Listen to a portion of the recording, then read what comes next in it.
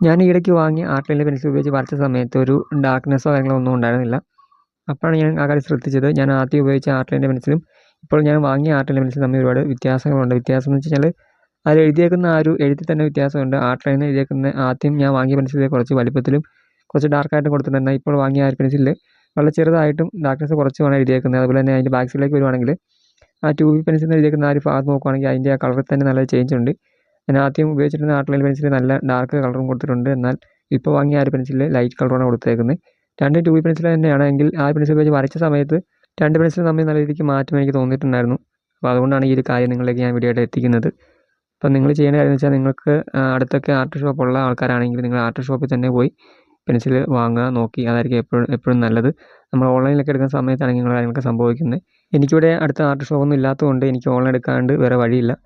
അപ്പോൾ നിങ്ങളുടെ ഡ്രോയിങ് ചെയ്യുന്ന ഫ്രണ്ട് ഉണ്ടെങ്കിൽ അവരിലേക്ക് വീഡിയോ ജസ്റ്റ് ഒന്ന് ഷെയർ ചെയ്ത് കൊടുക്കുക.